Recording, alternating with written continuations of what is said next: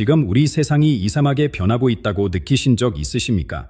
가까운 사람과 이야기를 나누는데 전혀 다른 세상을 살고 있는 것처럼 느껴지신다면 그건 단순한 기분이 아닙니다.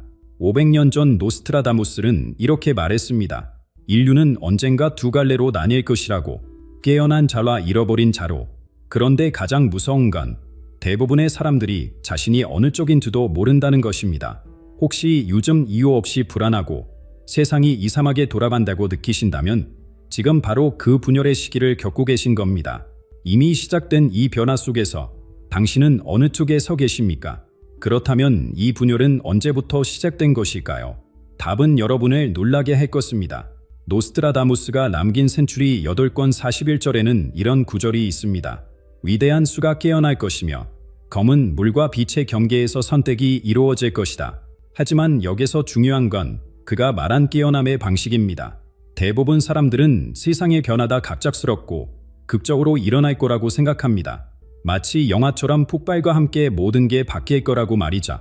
그런데 노스트라다무스는 정반대를 말했습니다. 진짜 변화는 조용히 시작된다고 했습니다. 여러분도 느끼고 있지 않습니까? 요즘 꿈이 이상하게 생생해졌다거나 어떤 일이 일어나기 전에 미리 알 것 같은 느낌이 든다거나 아니면 길에 걷다가 갑자기 묘한 기시감에 휩싸인다거나 이런 것들이 바로 그 조용한 시작의 신호들입니다. 노스트라다무스는 이를 검은 물과 빛의 경계라고 표현했는데 이는 두 개의 현실이 만나는 지점을 의미합니다. 한쪽은 무의식과 혼돈의 세계, 다른 한쪽은 각성과 명료함의 세계죠. 그리고 지금 우리는 바로 그 경계선 위에 서 있습니다. 가장 무서운 건 이 분열이 메타피지컬한 차원에서 일어나고 있다는 점입니다. 같은 방에 앉아 있어도, 같은 뉴스를 봐도 어떤 사람들은 완전히 다른 것을 보고 듣습니다. 마치 서로 다른 주파수에 맞춰진 라디오처럼 말이죠. 그런데 왜 노스트라다무스는 이런 복잡한 암호로 예언을 남겼을까요? 그 이유는 간단합니다. 이 메시지가 준비된 사람들에게만 전달되어야 했기 때문입니다. 깨어난 자들만이 이 암호를 풀 수 있도록 살게 된 것이죠. 지금 이 순간에도 수많은 사람들의 이런 신호들을 경험하고 있지만 대부분은 그냥 스트레스나 피로 때문이라고 무시해버립니다. 하지만 여러분이 이 영상을 보고 있다는 것 자체가 여러분이 이미 그 신호들을 받고 있다는 증거일 수도 있습니다. 그렇다면 이 각성의 과정이 정확히 어떻게 진행되고 있을까요? 이 과정은 생각보다 훨씬 더 미묘하고 개인적으로 일어나고 있습니다. 어떤 사람들은 갑자기 시간이 이상하게 흐른다고 느끼기 시작합니다. 오후 3시였는데 눈 깜짝할 사이에 저녁 7시가 되어 있다거나 반대로 10분이 마치 1시간처럼 길게 느껴지는 경험을 합니다. 이런 시간꾸리 현상을 경험하는 사람들이 급격히 늘어나고 있습니다. 또 다른 그룹은 꿈과 현실의 경계가 흐려지는 경험을 합니다. 꿈에서 본 장면이 며칠 후 실제로 일어나거나 처음 가본 장소인데도 이미 와본 것 같은 강한 느낌을 받습니다. 이들의 직감은 점점 더 정확해지고 무언가 큰 변화가 다가오고 있다는 확신이 커집니다. 가장 흥미로운 건 이런 사람들에게 공통적으로 나타나는 현상이 하나 있다는 점입니다. 기존 시스템에 대한 거부감이 급격히 커진다는 것이죠. 갑자기 뉴스를 보는 게 견딜 수 없어지고 사회적 관습들이 의미 없게 느껴지며 소비 문화에서 벗어나고 싶은 강한 욕구를 느낍니다. 반면 다른 그룹의 사람들은 정반대의 패턴을 보입니다. 그들은 점점 더 바깥 세상에 매달리게 됩니다. 더 많은 정보를 소비하고 더 많은 오락거리를 찾고 더 바쁘게 살아갑니다. 마치 무언가에서 도망치듯 끊임없이 움직입니다. 이 두 그룹 사이의 대화는 점점 어려워집니다. 한쪽은 내면의 목소리에 귀 기울이자 하고 다른 쪽은 외부의 소음에 더욱 의존하게 됩니다. 같은 언어를 쓰지만 서로 다른 세계에 살고 있는 것처럼 느껴집니다. 이 상황을 기차 선로로 비유해 보겠습니다. 처음에는 두 선로가 나란히 달립니다. 거리도 가깝고 승객들끼리 순회한다며 인사도 나눕니다. 하지만 어느 순간부터 선로가 서서히 갈라지기 시작합니다. 너무 천천히, 너무 자연스럽게 갈라져서 처음에는 아무도 눈치채지 못합니다. 그런데 시간이 지나면서 두 기차 사이의 거리는 점점 벌어집니다. 이제는 손을 흔들어도 보이지 않을 만큼 멀어집니다. 그리고 어느 순간 완전히 다른 목적지를 향해 달리고 있다는 걸 깨닫게 됩니다. 그때가 되면 이미 되돌릴 수 없습니다. 가장 무서운 건 대부분의 사람들이 이 분열을 인식하는 시점입니다. 너무 늦게 깨닫는다는 거죠. 한쪽 기차의 승객들은 우리 혼자 달리고 있네 라고 생각하지만 이미 갈라진 지 한참 후입니다. 지금 이 순간에도 이 조용한 분열이 계속되고 있습니다. 여러분 주변에 둘러보세요. 같은 공간에 있지만 완전히 다른 현실을 사는 사람들이 보이지 않습니까? 그런데 여기서 더욱 충격적인 사실이 있습니다. 이 두 그룹의 차이는 겉으로 봐서는 전혀 알 수 없다는 것입니다. 겉으로는 똑같아 보이는 이 두 그룹 사이에는 근본적인 차이가 숨어 있습니다. 먼저 잃어버린 자들에 대해 이야기해 보겠습니다. 중요한 건 이들이 나쁜 사람들이 아니라는 점입니다. 그들은 악하지 않습니다. 반지 치멸에 걸린 상태일 뿐입니다. 수백 년 동안 축적된 교육 시스템, 미디어, 그리고 기술의 영향으로 그들의 인식은 조작되어 왔습니다. 마치 색안경을 쓰고 세상을 보는 것과 같자 안경을 쓰고 있다는 사실조차 모른 채 살아갑니다. 이들의 가장 큰 특징은 노스트라다무스가 말한 흐린 시야를 가지고 있다는 점입니다. 눈은 떠 있지만 진짜로 보지는 못합니다. 하루 종일 바쁘게 움직이고 끊임없이 정보를 소비하고 여러 활동에 참여하지만 정작 내가 왜 이렇게 살고 있는가 아는 질문은 하지 않습니다. 그들에게는 패턴이 있습니다. 문제가 생기면 항상 외부에서 해답을 찾으려 합니다. 전문가의 말, 뉴스, 소셜미디어 또는 누군가의 조언에 의존합니다. 내면의 목소리는 점점 더 작아지고 결국 들리지 않게 됩니다. 반면 깨어난 자들은 완전히 다른 무게를 지고 살아갑니다. 그들이 짊어진 건 아는 것의 고통입니다. 세상의 진실을 보는 순간부터 그들의 삶은 편안하지 않게 됩니다. 이들은 노스트라다무스가 표현한 고대의 본능과 미래의 비전을 동시에 가지고 있습니다. 아주 오래된 지혜와 앞으로 올 일에 대한 예감을 함께 느낍니다. 이런 이중적 이식 때문에 현재 세상에서 살아가는 게 쉽지 않습니다. 가장 힘든 건 그들이 깨어나고 싶어서 깨어난 게 아니라는 점입니다. 어느 날 갑자기 부름을 받은 것처럼 각성이 시작됩니다. 가난했던 무지의 상태에서 벗어나야 하는 숙명을 받은 셈이자 깨어난 자들의 일상은 끊임없는 도전의 연속입니다. 주변의 모든 것이 환상이고 거짓말처럼 느껴지는데 그 속에서도 굴복하지 않고 살아봐야 합니다. 때로는 자신이 미쳤는 건 아닌지 의심하기도 합니다. 하지만 여기서 놀라운 역설이 나타납니다. 진짜 깨어난 자는 자신이 완전히 깨어났다고 확신하지 않습니다. 오히려 내가 정말 제대로 보고 있는 걸까? 라고 끊임없이 의심합니다. 반면 잃어버린 자들은 자신이 모든 걸 알고 있다고 확신합니다. 이 차이가 바로 구별의 핵심입니다. 겸손함과 오만함, 의심과 확신, 내적 탐구와 외적 의존. 같은 얼굴을 하고 있지만 완전히 다른 세계에서 살아가고 있는 것입니다. 그런데 이 분열이 단순히 개인적인 차이에서 끝나지 않습니다. 이제 더 큰 전쟁이 벌어지고 있습니다. 이 전쟁의 목일은 총이나 폭탄이 아닙니다. 진동과 주파수입니다. 현재 한국인의 평균 스마트폰 사용 시간은 하루 8시간을 넘어섰습니다. 그런데 여기서 놓치고 있는 중요한 사실이 있습니다. 우리가 받는 건 단순한 정보가 아니라 특정 주파수로 조율된 에너지라는 것입니다. 광고 음악의 특정 주파수, 뉴스 속보의 자극적인 효과음, 게임과 앱의 중독성 알림음, 이 모든 소리들은 우리의 뇌파를 특정 상태로 유도합니다. 불안하고 초조하고 끊임없이 더 많은 자극을 갈구하는 상태로 말입니다. 노스트라다무스가 말한 금속효들이 바로 이것입니다. 스피커와 이어폰에서 나오는 인공적인 소리들이 우리의 자연스러운 생체 리듬을 교란시킵니다. 그의 노래하는 구체들은 우리가 매일 들여다보는 스크린들을 의미했을 가능성이 높습니다. 깨어난 자들은 이 패턴을 알아차리기 시작합니다. 스마트폰을 1시간 사용한 후와 1시간 명상한 후의 몸 상태가 완전히 다르다는 걸 느낍니다. 전자는 머리가 무겁고 가슴이 답답하지만 후자는 몸이 가렵고 마음이 맑아집니다. 그래서 그들은 의도적으로 디지털 단식을 합니다. 하루 중 특정 시간에는 모든 기기를 끄고 완전한 침묵 속으로 들어갑니다. 처음에는 불안하고 뭔가 놓치고 있다는 느낌이 들지만 점차 다른 감각들이 살아나기 시작합니다. 이 침묵 속에서 그들은 놀라운 경험을 합니다. 갑자기 새소리가 들리고 바람 소리가 들리고 자신의 심장박동과 호흡 소리가 들립니다. 그리고 그 너머에서 다른 무언가가 들려옵니다. 어떤 사람들은 이를 내면의 목소리라고 부르고 어떤 사람들은 직감이라고 합니다. 하지만 공통점이 있습니다. 이 목소리는 항상 진실을 말한다는 것입니다. 그리고 외부 세상의 소음과는 완전히 다른 주파수로 진동합니다. 반면 잃어버린 자들은 이런 침묵에 견딜 수 없습니다. 5분만 조용히 있어도 불안해합니다. 뭔가 중요한 걸 놓치고 있는 건 아닐까? 지금 무슨 일이 일어나고 있을까? 이러한 생각들이 머릿속에 맴돕니다. 그들에게는 소음이 마약과 같습니다. 더 자극적인 콘텐츠, 더 빠른 정보, 더 큰 볼륨을 찾습니다. 유튜브 영상은 1.5배속으로 보고 팟캐스트를 들으면서 동시에 스마트폰을 만집니다. 그들의 뇌는 점점 더 강한 자극 없이는 만족하지 못하게 됩니다. 이렇게 두 그룹 사이의 간격은 매일 벌어집니다. 한쪽은 점점 더 고요하고 명료해지며 다른 쪽은 점점 더 시끄럽고 혼란스러워집니다. 마치 서로 다른 라디오 주파수에 맞춰진 것처럼 말입니다. 가장 교묘한 건 이 주파수 조작에 도움이라는 이름으로 포장된다는 점입니다.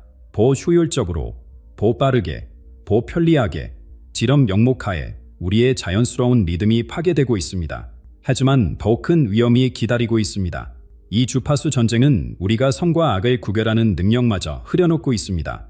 바로 이 능력의 상실의 가장 위험한 함정으로 우리를 이끌고 있습니다. 우리가 살고 있는 세상에서는 모든 것이 뒤바뀌었습니다. 거짓말하는 사람이 정직하다고 칭찬받고 진실에 말하는 사람은 미친 사람 취급받습니다. 탐욕스러운 사람이 성공한 기업가로 추앙받고 소박하게 사는 사람은 게으르다고 손가락질 받습니다.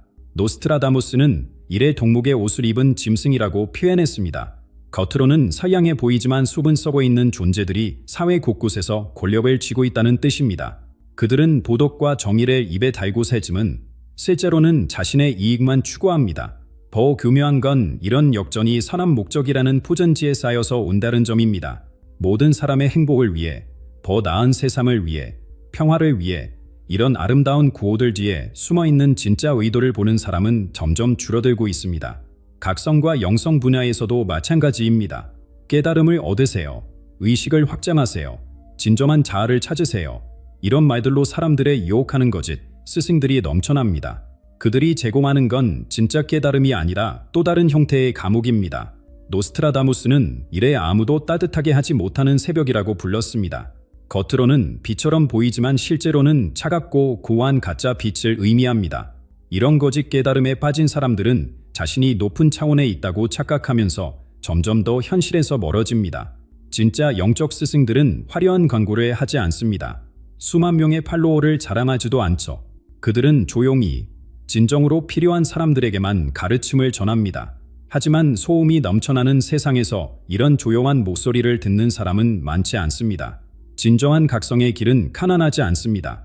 아프고, 외롭고, 불편합니다.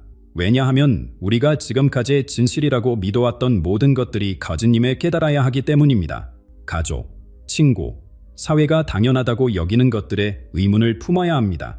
이 과정을 노스트라다무스는 불에 의한 정화라고 표현했습니다. 불은 아프지만 불순물을 태워 없애줍니다. 마찬가지로 진정한 깨달음도 우리 안의 거짓과 환상을 태워버립니다. 이 과정을 견딜 수 있는 사람만이 진짜 자유를 얻습니다. 반면 거짓 깨달음은 달콤합니다. 당신은 이미 완벽합니다. 모든 것이 사랑입니다. 부정적인 생각은 하지 마세요. 이런 말들은 듣기 좋지만 실제로는 성장을 막습니다. 진짜 문제들과 마주하지 않게 만들죠. 가장 위험한 건 이런 거짓 깨달음이 진짜보다 훨씬 매력적으로 보인다는 점입니다. 화려하고 즐겁고 사람들의 자존감을 높여줍니다.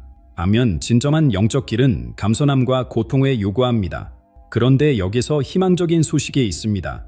이 혼란스러운 시대에도 진실을 구별할 수 있는 사람들이 태어나고 있습니다. 바로 그 사람들이 이미 우리 곁에 와 있습니다. 그런데 놀랍게도 그들 중 많은 수가 아이들입니다. 요즘 부모들 사이에서 이상한 이야기들이 돌고 있습니다. 우리 아이가 태어나자마자 눈빛이 달랐어요. 5살인데 어른보다 현명한 말을 해요. 처음 보는 사람의 마음을 그냥 알아보려요. 이런 증언들이 전 세계적으로 늘어나고 있습니다. 이 아이들에게는 공통된 특징이 있습니다. 첫째, 그들은 태어날 때부터 뭔가 다릅니다. 눈빛이 깊고 마치 오래 산 사람처럼 지혜로운 표정을 짓습니다. 둘째, 감정적으로 매우 민감합니다. 다른 사람의 고통을 자신의 것처럼 느끼고 동물이나 식물에게도 깊은 애정을 보입니다. 가장 신기한 건 이들이 가진 기억입니다. 가본 적 없는 곳을 정확히 묘사하거나 만난 적 없는 사람에 대해 구체적으로 이야기합니다. 어떤 아이는 저 하늘에서 내려올 때 보았어요라고 말하기도 합니다. 하지만 현재 교육 시스템과 사회는 이런 아이들을 이해하지 못합니다. 오히려 문제가 있다고 봅니다. 주의력 결핍증, 자폐 스펙트럼, 사회 적응장애, 공각 진단명을 붙이며 이들을 정상으로 만들려고 합니다. 병원에서는 약물을 처방하고 학교에서는 특수교육을 권하며 부모들은 상담 치료를 받게 합니다. 이 모든 과정에서 아이들의 특별한 능력은 점점 사라져갑니다. 마치 밝은 촛불에 입으로 끄는 것과 같습니다. 그런데 정말 이 아이들이 문제일까요? 아니면 문제는 이들을 받아들이지 못하는 사회일까요? 물고기에게 나무 타기를 강요하면서 물고기가 바보라고 하는 것과 같은 상황이 벌어지고 있습니다. 실제로 이런 아이들을 이해하고 지지해주는 환경에서는 놀라운 일들이 일어납니다. 그들은 창의적이고 혁신적이며 기존의 틀을 뛰어넘는 아이디어를 제시합니다. 어른들이 해결하지 못한 문제를 간단히 풀어버리기도 합니다. 이 아이들의 진짜 사명은 두 세계 사이의 다리 역할을 하는 것입니다. 기존 세대와 새로운 의식을 연결하는 고리가 되는 것이죠. 그들은 낡은 시스템의 문제점을 직감적으로 알아차리고 더 나은 방법을 제시합니다. 또한 이들은 변화의 속도를 가속화합니다. 한 명의 각성한 아이가 가족 전체를 변화시키고 그 변화가 학급, 학교, 지역사회로 퍼져나갑니다. 마치 물에 떨어뜨린 불맹이가 만드는 파전처럼 말입니다. 가장 중요한 것은 이들이 가져오는 새로운 의식의 코드입니다. 경쟁보다는 협력회, 소유보다는 나눔회, 지배보다는 조화를 추구하는 가치관을 자연스럽게 체현합니다. 그렇다면 우리 기성세대의 역할은 무엇일까요? 첫째, 이들을 알아보는 것입니다.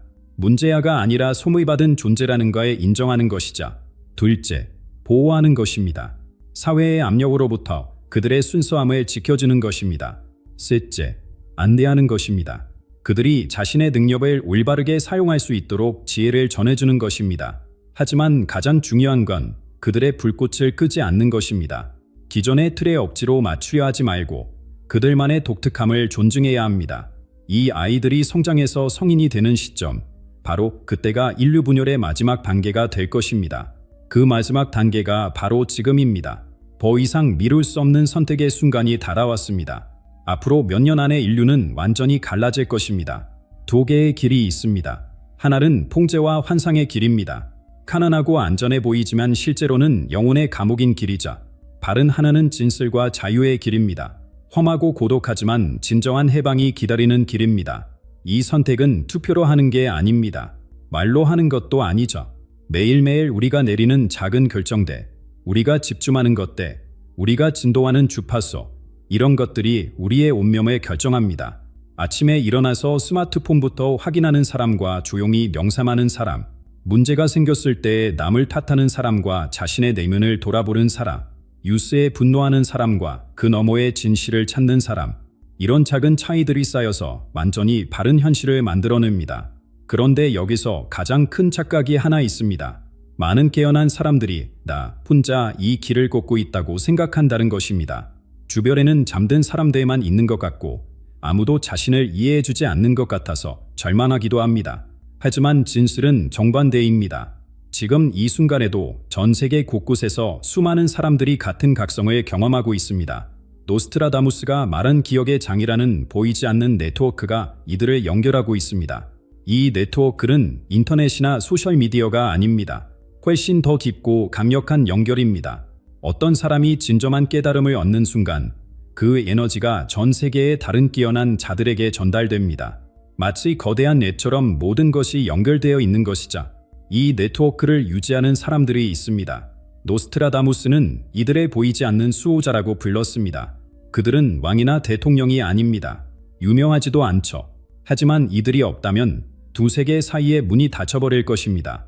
병원에서 환자를 치유하는 간호사, 거리에서 그림을 그리는 화가, 산속에서 홀로 수행하는 구도자, 아이들에게 진짜 지혜를 가르치는 교사, 이런 평범해 보이는 사람들이 실제로는 인류의 미래를 지키고 있습니다.